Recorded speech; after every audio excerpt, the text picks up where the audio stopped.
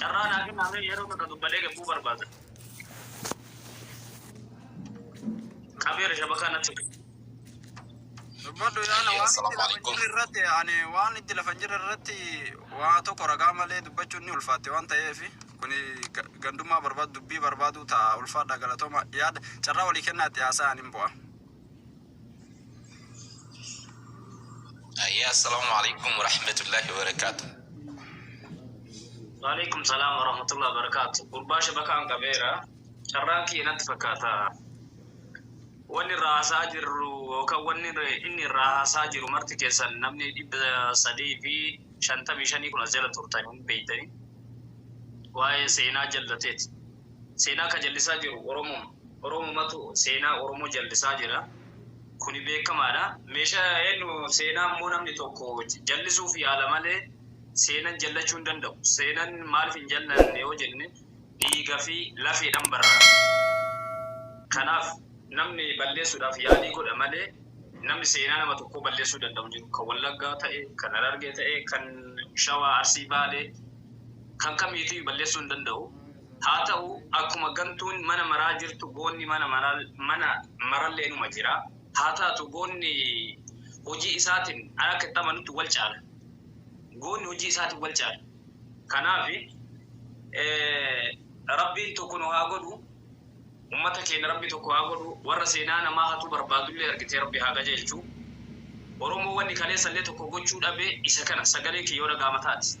Dhagaama sagalee kiyya. Eewwan dhagaamachuuf. Yaa kanaaf wanni tokko gochuun wanni tokko ta'uu nu dhoorge dhugaa rabbitti qeerroof qarree Oromoo dhageeffadha. Wal jala garagallee wal nyaachuu kan seenaa Harargee an hatuuf yaaluudha. Seenaa biyya biraa an fuudhuudhaaf yaaluudha. Balleessuuf yaaluudha. Anatu caalaa argisiisuudha. Kana kakaleessallee Oromoo cabsaa ture. Natu si caalaa. Oromoon kana keessaa bahuu qaba.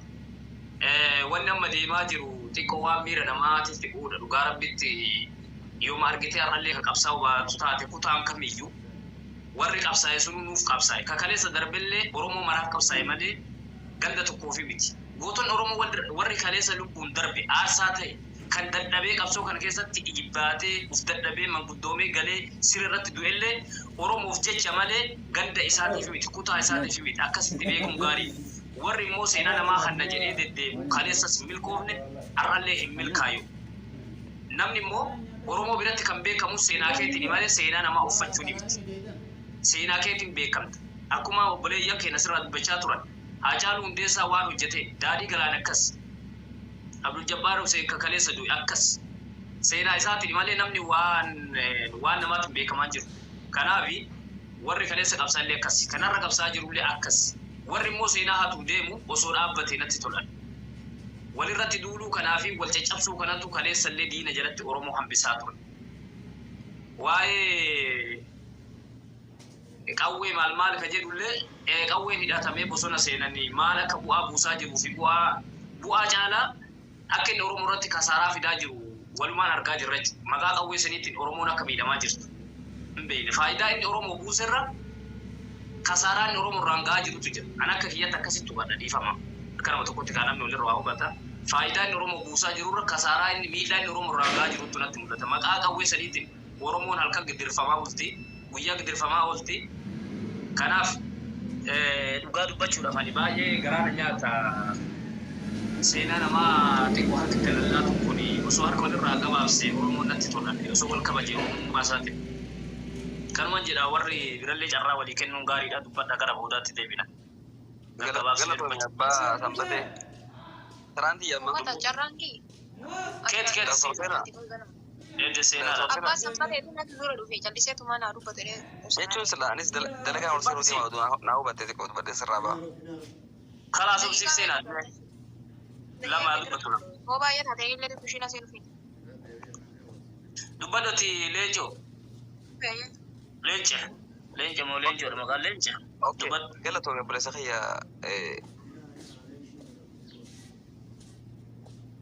batee namni wal shawwaduun gaarii miti. Laal warri amma gartee seenaa durii san dhokoo isaatii amma haasaa warri yoo sunis soba guddaadha. Namni dhugaa rabbi yoo dubbanne namoonni warreen dur dabran gartee hayyoonni keenyaaf gartee mee warra as keessa artanii koppiliinkii fi taaptaabii godha. Taaptaabii godhuu dinnaaniin ni torkii rakkoo qaba. Taaptaab godha bareecha taaptaab godha please. laal Koppiliinkii fi taaptaabii godha. warri social media kana fayyadamanituma kadura kama dhiisaatiin dubbatinaati kanuma ammaa qofarraa haasaa warri jabus ni jira. Guutumaan guutni completely soba. Koroneel Aliyyii Cirrii dabalatee namoonni gartee beekamoo gartee keessaa ba'an baalee jechuun lafa guddoodha. Achi keessa ilmaan arsiisanii jiranii ilmaan gartee baasanii jira akkuma gartee reefuu amma jirullee jee. Kanaafuu waan isaan hojjetan as baaftee calaqqisuun gootummaadha malee xiqqeenyaa miti. Duraan dursaa hubadhaa kana. Kanaafuu akkasumatti illee waan jaarraa abbaa gadaa hojjetes gootummaadha malee xiqqeenyaa miti kan hubbatamuu qabu.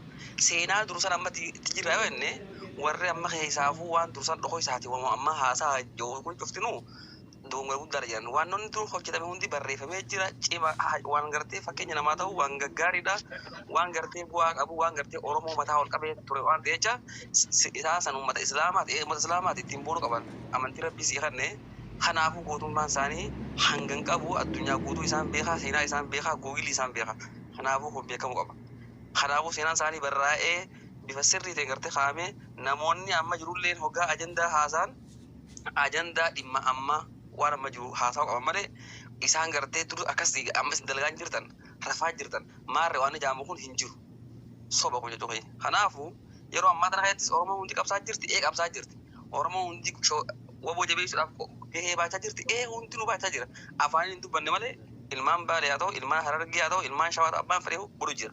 Kanaafuu namoonni tokko qophaa amma culullee reefuun tana jee as gubbaa ajandaa banatanii hayyoota keenya kadur maqaa barreessaa isaa san koomachaa warri ammaa kun gartee akkana jiran dhugaa walii himne maqaa ijoollee arsiisis maqaa tuqaati isaan waa'ee dhalaa haasa'an ijoollee Harargee maqaa tuqaati isaan waa'ee kana haasa'an jennee yeroo hunda gisee isaan gartee Baalee fi Harargee gisee isaan koomatanis heddumina harkaatiin jira garuu ammoo qabatamaan warri amma gartee Oromoo gartee deemaan jirraan jee asirraa dhaadatu hundinuu qabsoo akka gootonni keenya dur hojjetan san namni hojjetes hin jiru hijiba amma kunoo maqaa afaa qabsaa'ee jira ana qofaa waan hundinuu gartee citaanis biqiluu qaba ana qofaan gartee Oromoo akkas ta'uu qabdi yoo ani hin jirre kas waan ijaamaa hin jirtu qabsoo waliin finne fuulduraafis waliin finna waan ta'e jecha namoonni gartee hangi tokko warri gartee gaafa duruu qabsoo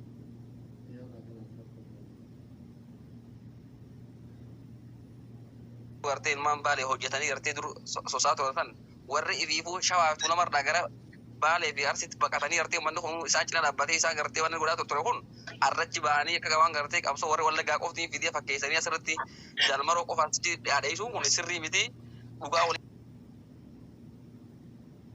mudaa qabsoo tana amma waliin.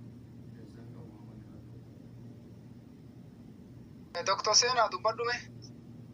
Assalamu alaikum. Warahmatullahi wabarakatuh.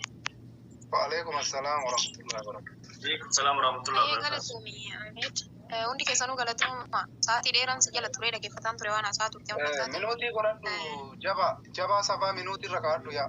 Itti nuu gaggabaabsaa yaada keessa waan kun nagarii qabu qofa lama. baay'een gabaabsa rakkoo hin qabu daqiiqaa muraasa isinirraa fudhadhaan. Anas irratti wanti jechuu barbaade tokkoffaa irratti warra oduun kun maddi isaa qabatamaadha eenyutu jedhe waan kana jedhanii gaafataniif ani gaafiin qaba namoota saniif. Fakkeenyaaf gaafa gadi bahanii seenaa wayiituu hin qabanii seenaan hojjenne seenaa sobaati gaafa gadi bahanii jedhan warroonni maraata dhiisaa irra laalinaa warra jedhu jira. Gaafa gadi bahee akkana jedhu maraataa ta'ee gaafa mallaqa baasee waraana hidhachiisu fayyaa ta'e namni sun gaafiidha. Gabtuu jira. Fakkeenyaaf qabsoo Oromoo kana keessatti eega waggaa 5 kana keessatti jijjiirama